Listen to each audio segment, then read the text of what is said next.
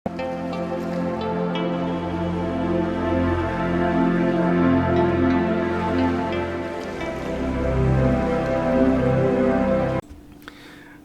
दोस्तों, हम हैं पूर्व जन्म की कहानियों के कथावाचक, past life regression expert, life and leadership coach Hitesh Chhabra. प्यारे दोस्तों, हमारे आज के इस वीडियो के अंदर एक ऐसी बहन की पूर्व जन्म की कहानी आपके सामने हम प्रस्तुत करने जा रहे हैं जो कि अपनी लाइफ में बहुत ज़्यादा अंडर कॉन्फिडेंट हैं, जो कि कोई भी डिसीजन लेने से बहुत ज़्यादा घबराती हैं क्योंकि उनको ऐसा लगता है कि अगर निर्णय कोई उन्होंने अपने जीवन के अंदर लिया और उस निर्णय के अंदर कुछ गड़बड़ हो गई तो उनके पिताजी उनसे निराश ना हो जाएं, उनके पिताजी उनसे अपसेट ना हो जाएं। इस चीज़ के डर के चलते ये बहन अपने लाइफ में डिसीजंस ले ही नहीं पाती हैं। इनके पिताजी ने इनको बचपन से इतना ज़्यादा कंट्रोल किया है कि ये ऐसा बताती हैं कि अगर भाई कोई मुझसे ऊंची आवाज़ में भी बात कर ले ना तो भी मैं सहम सी जाती हूँ, मैं घबरा सी जाती हूँ। एक डर, एक खौफ जो है मेरे मन के अंदर जो है वो पैदा हो जाता है। इन्होंने एक शब्द बोला था, कहती भैया मुझे ऐसा लगता है कि I am not enough, I am not enough. कहती हैं कि मैं बचपन से मुझे ऐसा लगता है कि मैं कुछ भी फेस नहीं कर सकती हूँ। दोस्तों, ऐसा जैसा कि हम बता रहे हैं कि ऐसा इसलिए था क्योंकि इनके पिताजी की थोड़ा ऐसा नेचर है। ये कहते हैं कि वो नहीं चाहते कि कोई भी उनसे आगे निकल जाए। मतलब अपनी ही बच्ची, देखो अपनी औलाद, कोई भी पिता होता है वो क्या कहता है कि मेरा बच्चा ना मुझसे भी आगे निकले, बहुत बड़ा बने, अपने जीवन में बहुत तरक्की करे।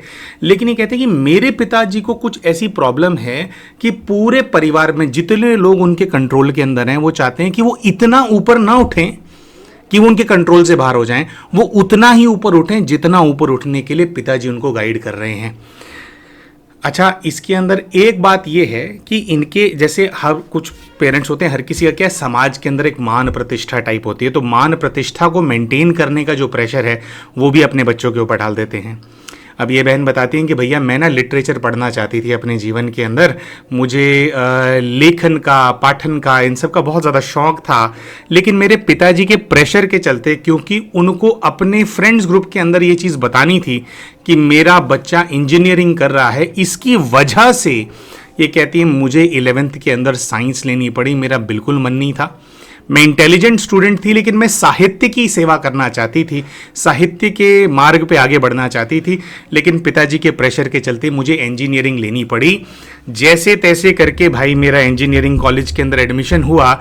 लेकिन ये बताती हैं कि भाई वो है ना, एक जो चीज़ है आप अपने मन से नहीं कर रहे हो, ऊपर से बहुत ज़्यादा प्रेशर है, जिसकी वजह से इनकी जो इंजीनियरिंग है वो 3 वर्ष लेट हुई, 3 वर्ष लेट। और उसके ऊपर से जैसे आई थिंक जो प्रेपरेशन होती है, प्रेपरेशन एग्जाम्स होते हैं, फिर आप कौन से कॉलेज में आपका एडमिशन हुआ नहीं हुआ, उसके चक्कर में भी 1 साल का ड्रॉप हुआ। तो ये कहती हैं भाई जी इस प्रेशर के चलते ना कि एक स्पेसिफिक टाइप की डिग्री, एक स्पेसिफिक टाइप के कॉलेज से ही लेनी है, इसके चलते मुझे लगता है कि मैं अपने जीवन के अंदर 4 वर्ष पीछे चली गई हूँ और आज मैं बहुत ज़्यादा अंडर कॉन्फिडेंट फील करती हूँ। अच्छा, फिर ये बताती हैं कि भाई इस अंडर कॉन्फिडेंस के चलते इन्होंने कहा कि ना मेरी ना शादी नहीं हो रही है, एक ये भी मेरे जीवन के अंदर जो है समस्या सी है। ये कहती है कि जिस समय ये पढ़ाई कर रहे थे, पढ़ाई करते समय एक लड़का इनके जीवन के अंदर आया जिसके साथ ये 5 वर्षों तक रिलेशनशिप के अंदर रहे। वो लड़का इनको बहुत अच्छे से समझता था, दोनों के बीच में बहुत अच्छी अंडरस्टैंडिंग थी और मोर और लेस इनकी जो रिश्ता था वो एक प्रेमी जोड़े का रिश्ता कम होकर के बहुत अच्छे दोस्तों का रिश्ता था। और बेसिकली इनका जो इंटरेक्शन है वो पढ़ाई को लेकर के ज़्यादा रहता था। वो लड़का जैसे एक प्रकार से इनकी पढ़ाई में मदद करने के लिए आया था। जैसे कि इन्होंने बताया कि बहुत सारी चीज़ों के अंदर ये अंडर कॉन्फिडेंट रहते थे, तो उस लड़के के साथ ये कहती हैं जब मैं उस लड़के के साथ रहा करती थी ना तो मुझे बड़ा कॉन्फिडेंस सा फील होता था। और इसी चीज़ के चलते, अच्छा वो जो लड़का है वो लड़का भी जैसे मेरे साथ रहता था तो उसको बहुत एक फुलफिलमेंट की फीलिंग आती थी। उसको लगता था कि अगर हम दोनों साथ हैं तो हम दोनों सेफ हैं, ऐसी कोई फीलिंग आती थी उस लड़के को। तो टाइम स्पेंड करना बहुत अच्छा लगता था इन दोनों को एक दूसरे के साथ। तो ये कहती हैं कि उस लड़के से फिर मैंने परिवार में बताया तो जो है हमारी शादी की बात चली।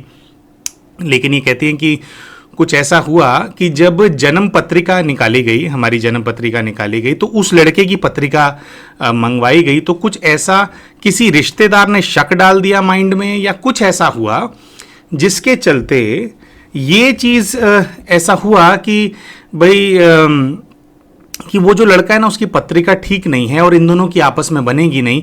किसी ने इस प्रकार का शक डाल दिया पत्रिका को देख करके इनके माइंड में कि ये जो लड़का है ना ये डिसऑनेस्ट निकलेगा, ये चीटर है एक्चुअली में।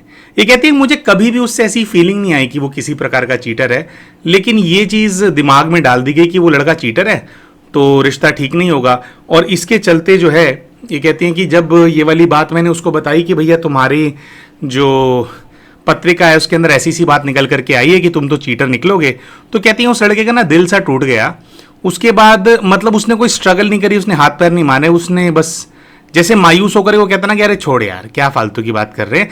तो कहती थोड़ा उसकी आंखों में ना वो वाली चीज़ थी और वो कहती बस उसने ये वाली बात सुनी और उसके बाद से उसने बात करनी बंद कर दी और कुछ ही समय में उस लड़के का किसी और लड़की के साथ जो है विवाह हो गया।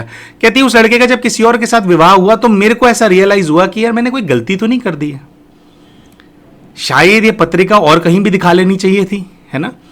तो आगे चल करके इन्होंने ऐसा बताया कि भाई काफ़ी टाइम में उस चीज़ से भी परेशान रही कि एक को एक तो मुझे कंपेनियन मिला था जो मुझे समझता था। अब आगे चल करके फिर ये ऐसा देखती हैं कि भाई अभी लगभग 8-9 महीनों से एक दूसरे लड़के से इनका जो विवाह है उसकी बात चल रही है। और ये बताती हैं कि भाई वो अब जिस लड़के से बात चल रही है उसके साथ भी क्या कहानी हुई। कहते हैं कि पहले उस लड़के का रिश्ता आया और रिश्ता आया तो पत्रिकाएं एक्सचेंज की गई, ये जैसे मैट्रिमोनियल साइट के थ्रू ये अभी वाला जो लड़का है वो मिला। कहती मुझे लड़का बहुत पसंद आया, भाई एक कनेक्शन सा फील हुआ इसके साथ भी।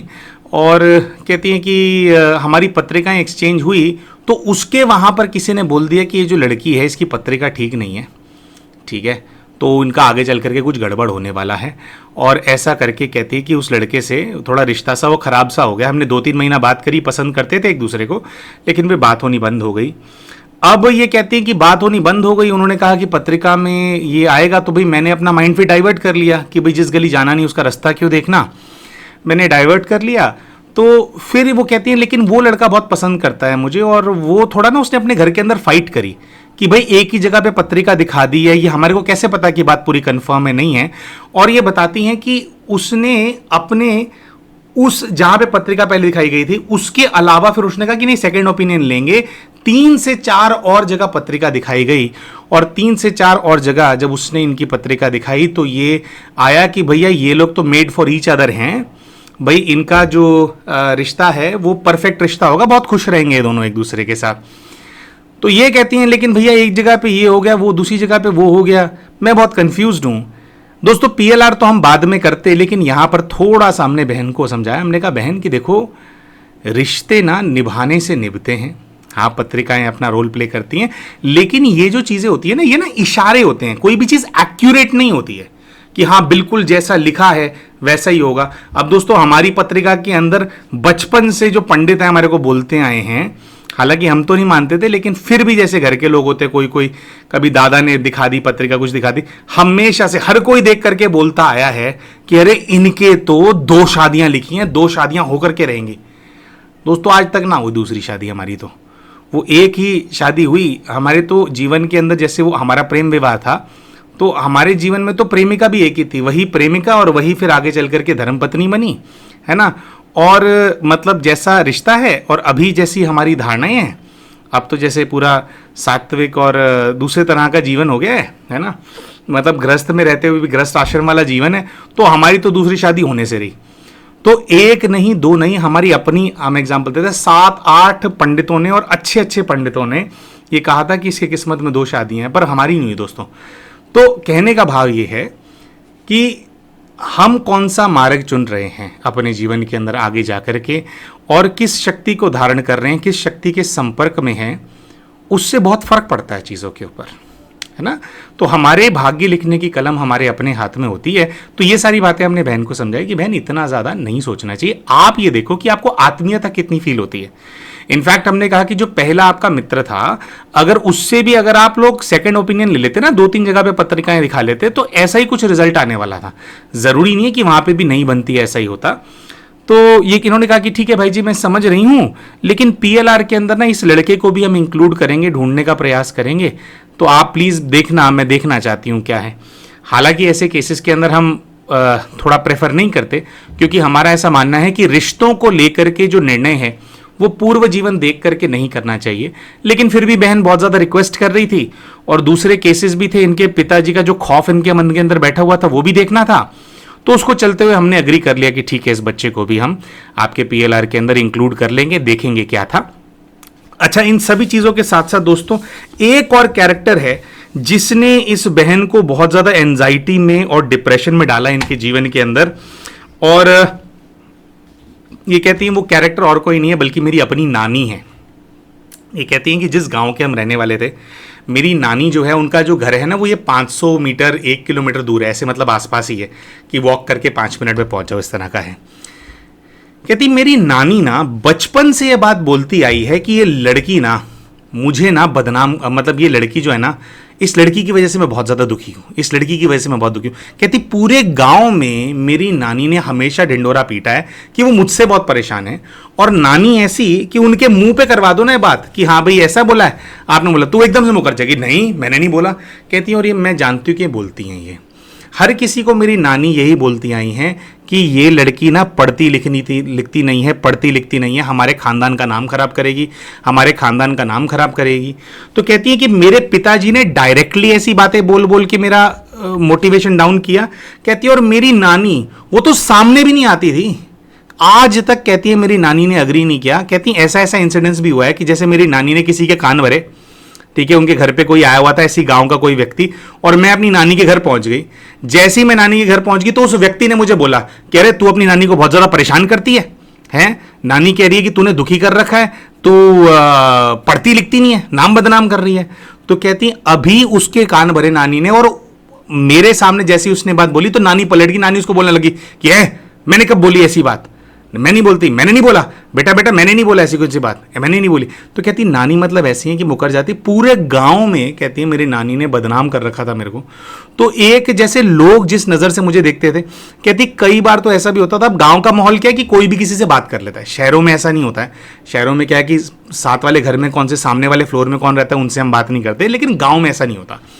गाँव के अंदर क्या है कि अनजान व्यक्ति से भी बात कर लेते हैं, है ना। तो कहते मुझे अनजान लोग आ करके, मान लो मैं घर के दरवाजे पर बैठ करके पढ़ रही हूँ, कभी बच्चे होते हैं ना कि भाई ऐसे थोड़ी हवा अच्छी चल रही है तो घर के बरामदे से घर के दरवाजे में जाकर के बच्चे पढ़ रहे, कह रहे वहां पे बैठ के मैं पढ़ रही होंगी ना, तो लोग आकर के मुझे ऐसे बोल देते थे कि एक बात बता, तू पढ़ती लिखती नहीं है क्या।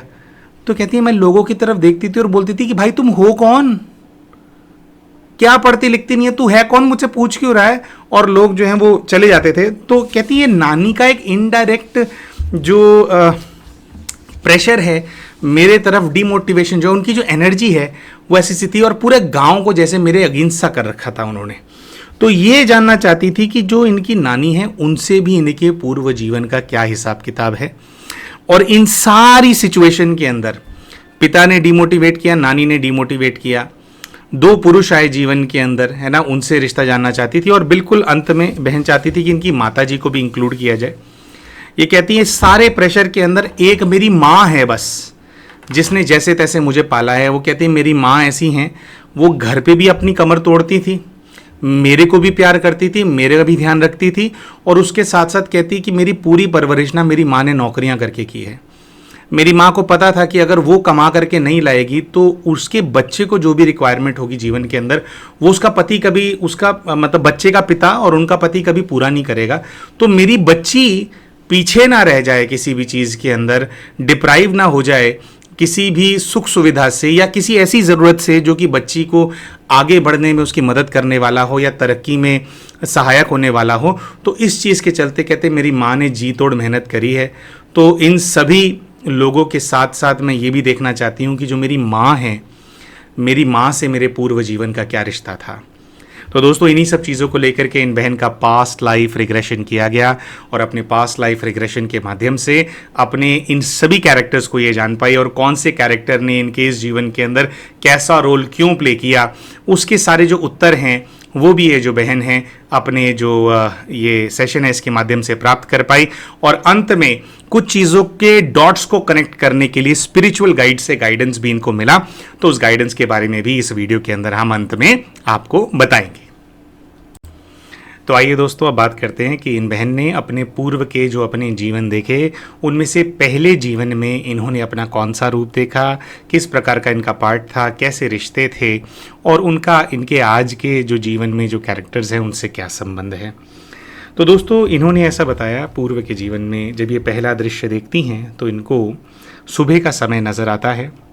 खुले आसमान के नीचे ये खड़ी होती हैं और जब नीचे की तरफ देखती हैं तो बताती हैं कि मैं नंगे पैरों में खड़ी हूँ और मुझे थोड़ी सी गीली मिट्टी अपने पैरों के अंदर फील हो रही है। जब हम इनको इनके कपड़ों को देखने के लिए बोलते हैं तो इनको ऐसा नज़र आता है कि नीचे इन्होंने एक रेड और ब्लू कलर का लॉन्ग स्कर्ट पहना हुआ है। ये खुद को एक टीनेज 14 वर्ष की आयु के आसपास की कन्या के रूप में देख रहे थे। तो नीचे रेड और ब्लू कलर का इन्होंने स्कर्ट पहना हुआ है और ऊपर एक वाइट कलर की शर्ट पहनी हुई है। जब हम इनको आसपास का दृश्य देखने के लिए बोलते हैं तो ये बताती हैं कि फील हो रहा है कि जैसे मैं किसी बीच पर खड़ी हूँ, या ऐसी अनुभूति है कि भाई जिस भी जगह पर मैं खड़ी हूँ इसको लग करके समुद्र तो पक्का है, तो बीच जैसी फीलिंग जो है इनको आ रही होती है। आसपास ये देखती हैं तो इनको बहुत क्राउड फील होता है। कहती हैं कि काफ़ी सारे लोग हैं यहाँ पर और शुरू में ये ऐसा बोलती हैं कि मैं यहाँ पर अकेला सा फील कर रही हूँ, लेकिन मुझे डर बिल्कुल नहीं लग रहा है, थोड़ा कॉन्फिडेंस सा है। और इनको ऐसी स्मृति आ रही होती है कि ये जहाँ मैं खड़ी हूँ मैं इसके आसपास ही कहीं रहती हूँ, मैं वैसे ही आई हूँ। फिर धीरे धीरे क्या होता है दोस्तों, जब भी पूर्व जन्म के दृश्य दिखते हैं तो धीरे धीरे चीज़ें खुलती हैं, धीरे धीरे चीज़ें खुलती हैं। तो इसी दृश्य के अंदर इनको बीच पर हम कहते हैं कि आप ढूंढिए अगर आप किसी को जानते हों। तो ये ऐसा देखती हैं कि ये एक पुरुष के पास जाती हैं और पुरुष से कुछ बातें करती हैं। हम इनसे कहते हैं कि पुरुष से पूछिए कि क्या वो आपको जानते हैं, तो वो जवाब देते हैं कि हाँ मैं तुम्हें जानता हूँ। कौन हूँ, क्या हूँ, ज़्यादा थोड़ा समझ में नहीं आ रहा होता है। तो लेकिन इनको अनुभूति स्मृति यही होती कि हाँ मतलब नोन जगह है ये।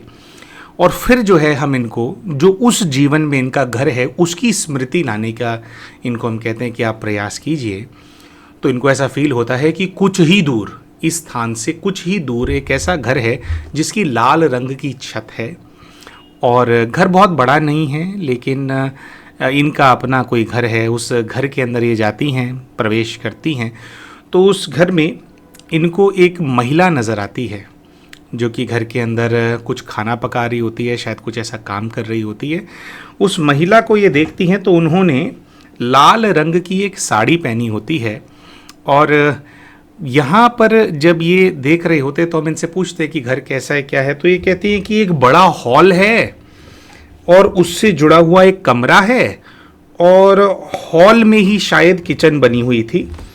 तो यहाँ पर बोलते बोलते कहती है ना कोंकण महिलाएं होती है ना, कोंकण शायद गोवा के आसपास, जो थोड़ा हम इस शब्द को कम जानते हैं लेकिन हमारे कई सारे दर्शक जानते होंगे। तो उन्होंने कहा कोंकण महिलाएं होती है ना, वैसी दिख रही है मेरी माँ, ये हम कोंकण हैं, ऐसा कुछ इन्होंने शब्द बोला।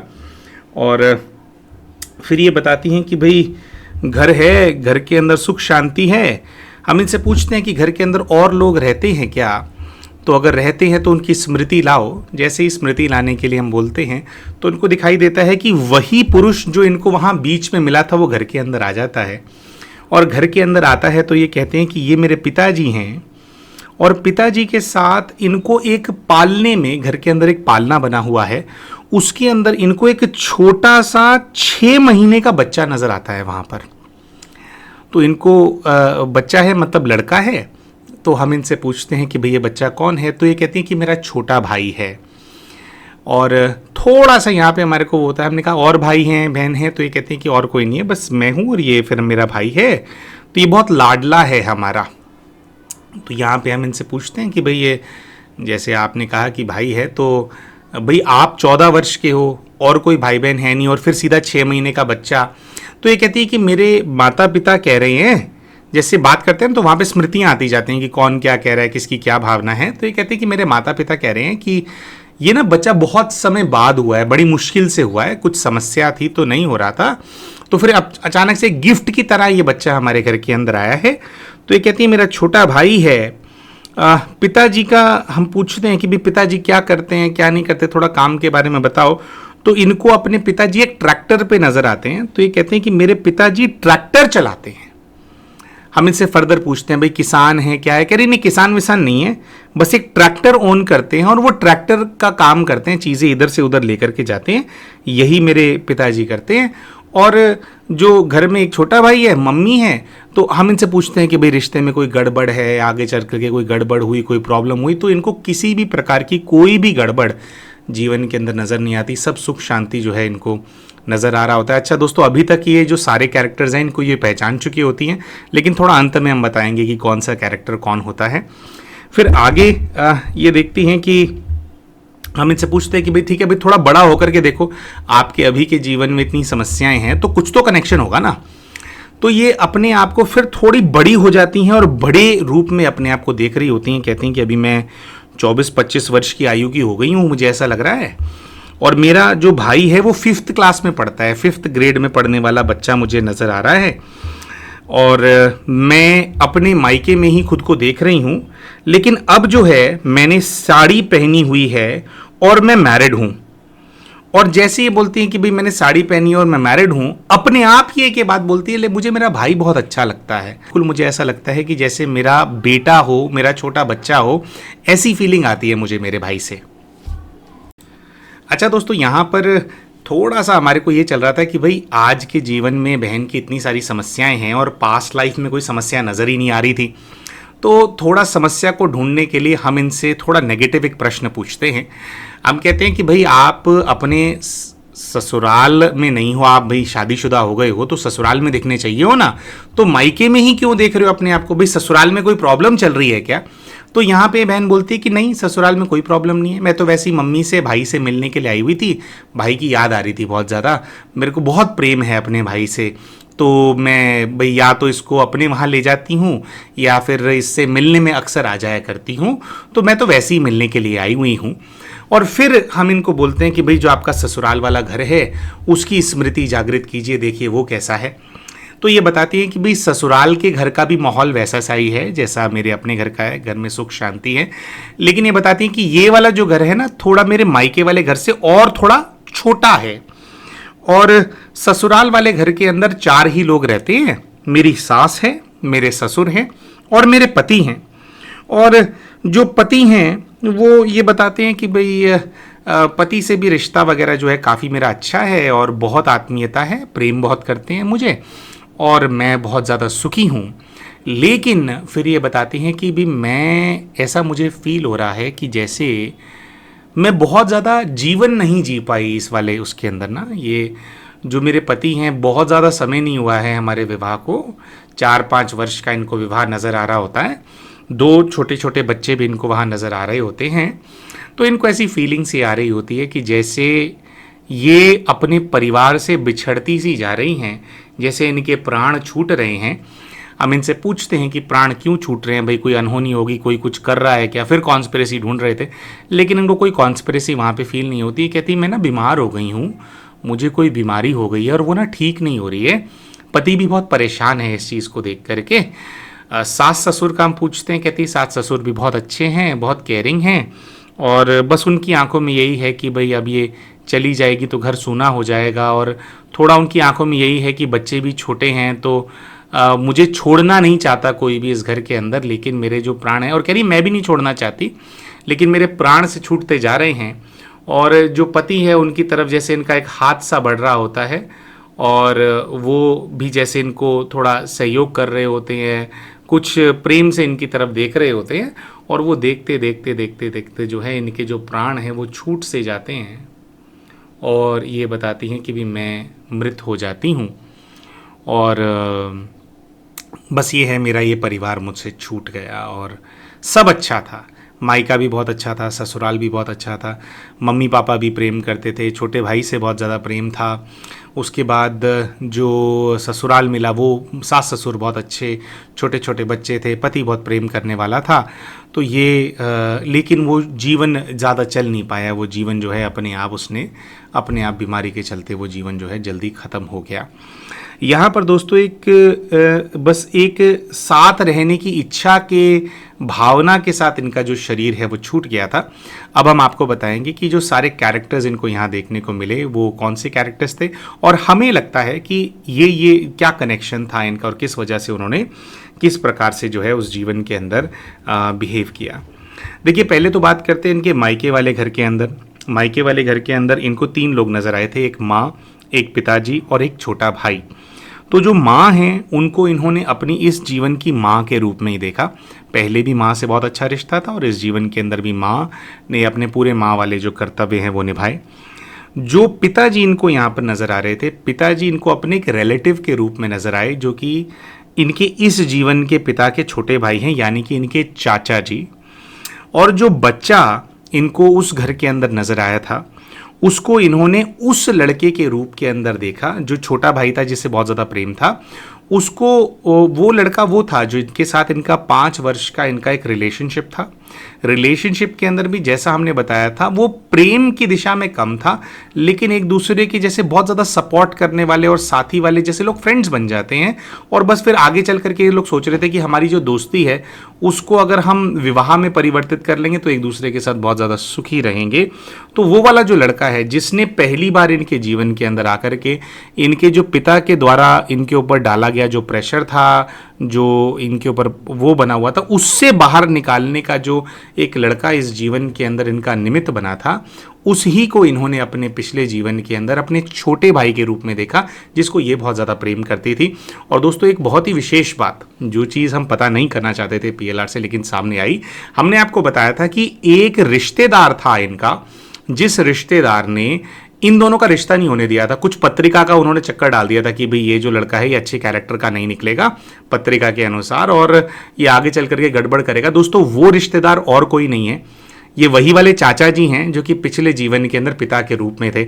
अब क्यों उन्होंने ये कराया, उनका इन लोगों से कोई हिसाब किताब था, या शायद उस आत्मा के अंदर की पुकार थी कि भाई ये पिछले जन्म के भाई बहन हैं और अभी भी मित्रता में जैसे वैसा सही पवित्रता थी इनकी मित्रता के अंदर, तो शायद वो उस मर्यादा को भंग नहीं होने देना चाहते थे। क्या था हमें एग्जैक्टली नहीं पता, लेकिन वही जो पिछले जीवन में इन दोनों के पिता थे, इनके चाचा जी, उन्होंने इस जीवन में इन दोनों का रिश्ता नहीं होने दिया, वही निमित्त बने। अच्छा, फिर बात करते हैं ससुराल के घर की। ससुराल के घर के अंदर दोस्तों ज़्यादा कोई कैरेक्टर्स को आइडेंटिफाई नहीं कर पाए, ना सास ना ससुर वो इस जीवन में नहीं थे, या शायद ये आइडेंटिफाई नहीं कर पाए उनको। 2 छोटे बच्चे थे इनके, उनको भी ये आइडेंटिफाई नहीं कर पाए। केवल जो पति था उस घर के अंदर, उस पति को इन्होंने अपने इस जीवन के अंदर आइडेंटिफाई किया था। और पति जो पिछले जीवन में था, जिसको देखते देखते इनके प्राण चले गए थे, जो कि इनको बहुत प्रेम करता था, वो पति इनके इस जीवन में वही लड़का है जिसके साथ अभी इनके रिश्ते की बात चल रही है। जिस लड़के को पहले वो आ गया था कि अगर इनसे विवाह करेंगे तो कुछ गड़बड़ होगी, लेकिन वो लड़का वो अपने घर में उसने फाइट करी, अपने घर वालों को मनाया, लेकिन अभी ये थोड़ा डाउट में चल रही हैं कि भी मैं रिश्ता करूं या नहीं करूं। पहले थोड़ी खटास आ चुकी है इस रिश्ते के अंदर। तो वो जो लड़का है अभी जिससे इनके रिश्ते की बात चल रही है, थोड़ा मतलब ऑन एंड ऑफ बात चल रही है, उसी को इन्होंने अपने पूर्व जीवन के पति के रूप के अंदर देखा, जो कि बहुत ही ज़्यादा इनको सहयोग करने वाले और प्रेम करने वाले जो हैं व्यक्ति थे। तो दोस्तों, ये जो पहला लाइफ इन्होंने देखा, ये इनके सहयोगी आत्माएं कौन कौन है अभी की लाइफ के अंदर, सहयोगी आत्माएं, फ्रेंड्स वाले जो सारी सोल्स हैं, उनसे जुड़ी हुई इन्होंने अपनी पहली लाइफ देखी कि जैसे पहले भी उनका अच्छा रिश्ता था, तो इस जीवन के अंदर भी उन्होंने वही सहयोग देने वाला, प्रेम करने वाला, सपोर्ट देने वाला पार्ट जो है इनकी इस लाइफ के अंदर निभाया। और इसके बाद जो इनका PLR है उसका जर्नी ख़त्म नहीं हुआ, क्योंकि कई सारे प्रश्न अभी बाकी थे, तो इनको एक दूसरे जीवन के अंदर भेजने का प्रयास किया, और उस जीवन के अंदर इनको अपने इस जीवन के जो विलन्स हैं वो सब नज़र आए, और उनसे ऐसा पार्ट क्यों है वो सब जो है इनको देखने को मिला। तो अब बात करते हैं दोस्तों कि ये वाला जीवन देखने के बाद जब नेक्स्ट पास्ट लाइफ के अंदर इनको भेजा गया तो इन्होंने क्या देखा। दोस्तों, नेक्स्ट पास्ट लाइफ के अंदर अब ये अपने आप को एक पुरुष के रूप में देखती हैं। पुरुष भी क्या है, लड़का है, 17 से 18 वर्ष की आयु का लड़का है।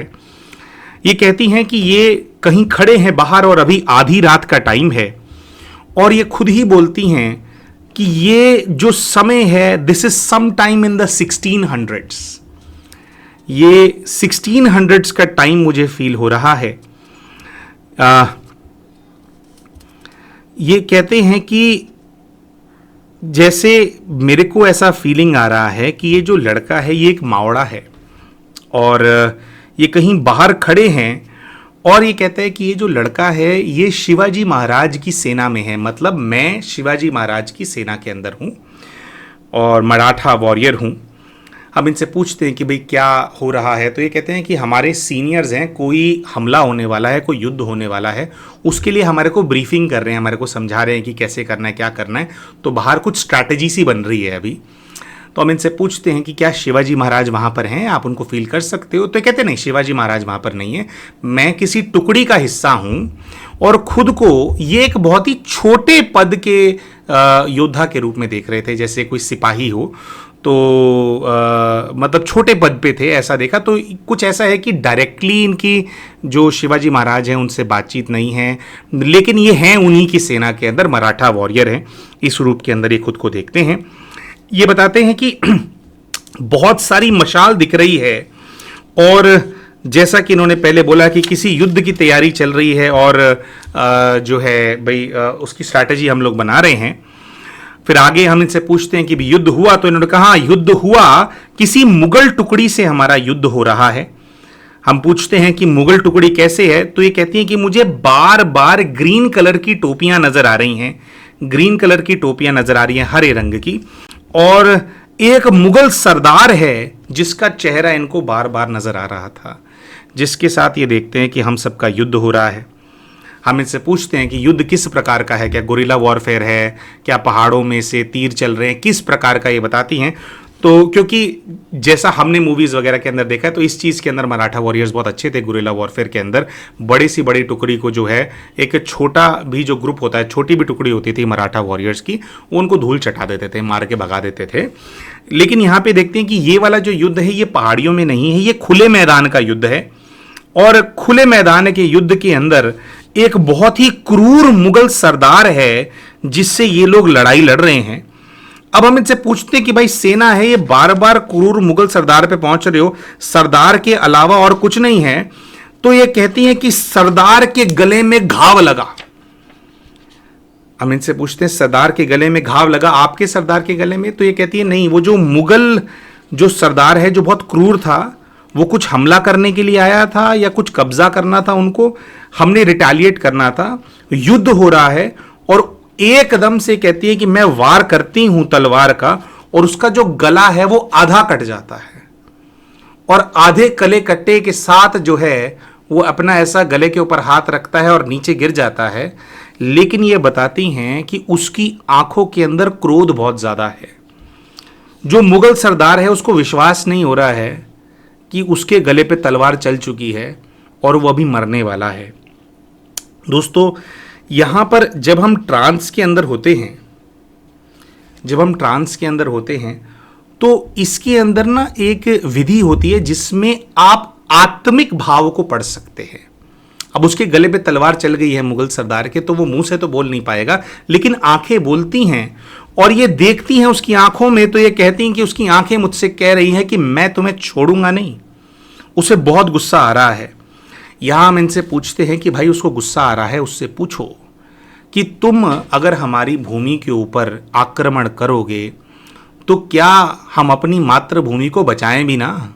गुस्सा किस बात का आ रहा है? लड़ने आया था और जो युद्ध का मैदान है, जो रण है, उसके अंदर वीर तो वीर गति को प्राप्त होते ही रहते हैं, है ना? अपने देश के हिसाब से तो तुम्हारी तो वीर गति हुई ना, तो गुस्सा क्यों कर रहा है और तुम हम पे हमला करते ही क्यों हो? तो ये कहती हैं कि उसकी आंखें मुझसे कह रही हैं, वो कह रही है कि हम सुपीरियर हैं, हमारा हक है तुम पे कब्जा करना, कुछ ऐसा है। और कह रही कि बस वो गुस्सा कर रहा है, कुछ बोल नहीं रहा। अब दोस्तों, ये जो पूरा प्रकरण यहां पे देख रहे होते हैं, इसके अंदर जो ये मुगल सरदार है उसको ये अपने इस जीवन के अंदर आइडेंटिफाई कर लेते हैं। जिस मुगल सरदार की इस मावड़े ने गर्दन उड़ा दी थी, है ना, गला काट दिया था, तलवार चल गई थी जिसके गले के ऊपर, उसको ये अपने पिताजी के रूप में देखते हैं। दोस्तों, आपको याद ही होगा कि वीडियो के शुरू में हमने बताया था कि कैसे इनके पिताजी का बहुत ज़्यादा कंट्रोल करने का नेचर है। वो चाहते हैं कि हर कोई उनके अंडर में रहे, उन्हीं के हिसाब से चले।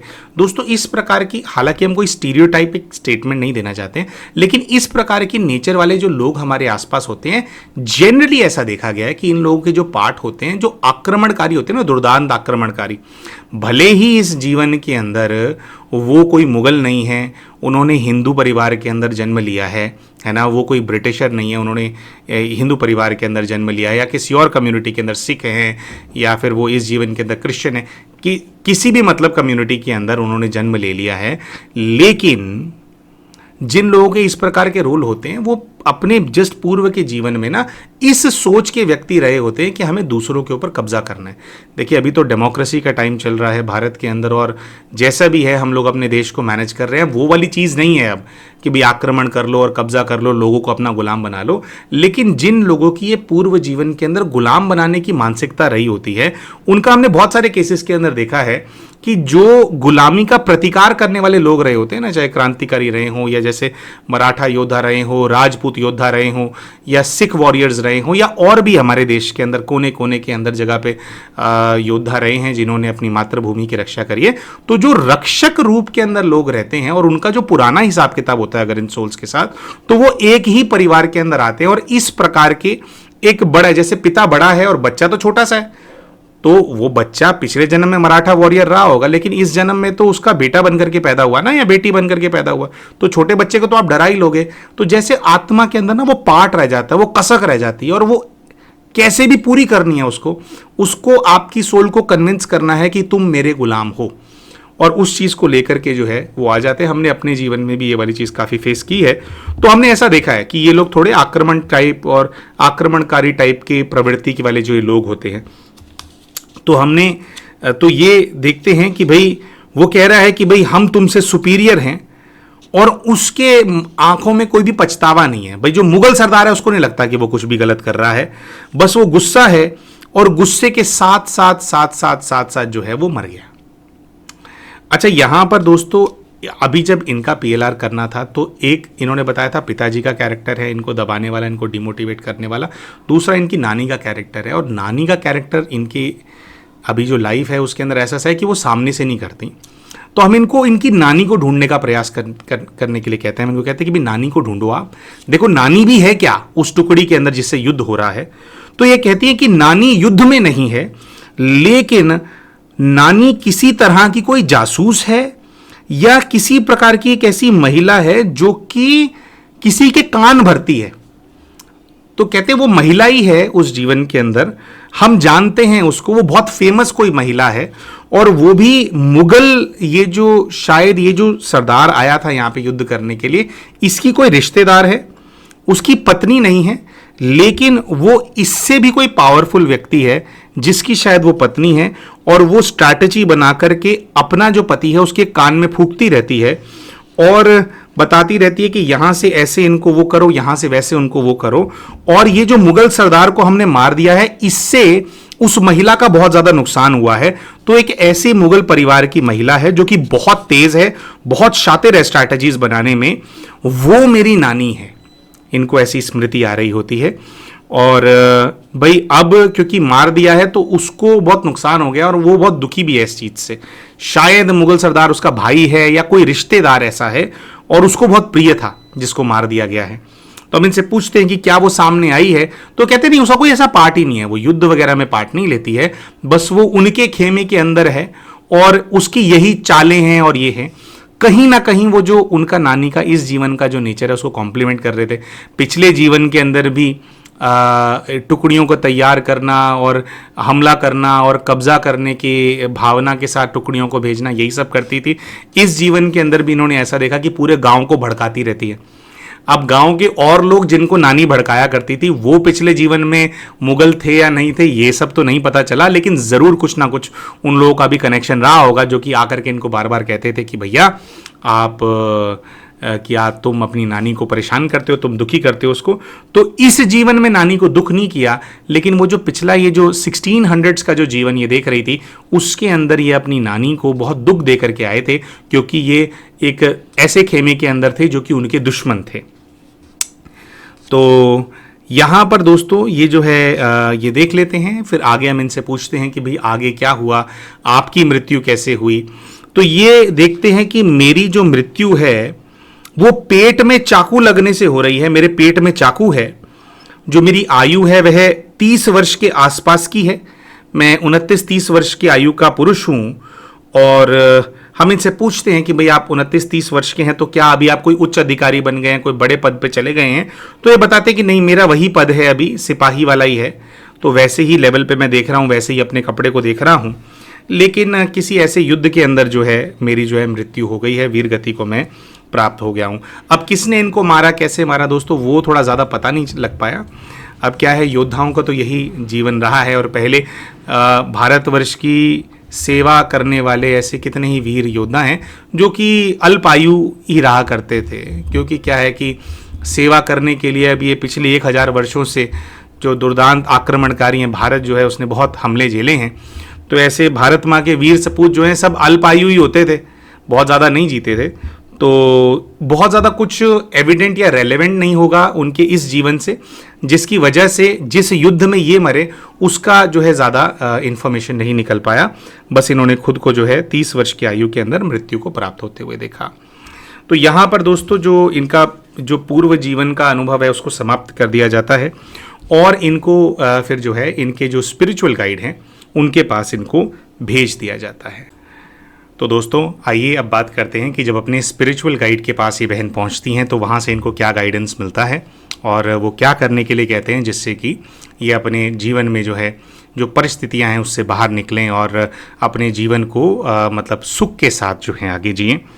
सबसे पहले तो जो स्पिरिट गाइड हैं वो इनको गाइडेंस देते हैं कि जिस लड़के का रिश्ता तुम्हारे पास आया है तुम उसके अंदर जो है देरी नहीं करो, तुम उस रिश्ते को स्वीकार कर लो। पिछले जन्म के अंदर भी जो तुम्हारा साथ है वो अधूरा रह गया था। तो क्योंकि बहुत ज़्यादा इनको ये वाली चीज़ को लेकर के भी ये कर रहे थे ना कि भैया मैं इस रिश्ते को लेकर के बहुत कंफ्यूज्ड हूँ। और इनकी बहन की इस जीवन में प्रॉब्लम भी है कि इनडिसाइसिव हैं, ये डिसीजन नहीं ले पाते हैं, है ना।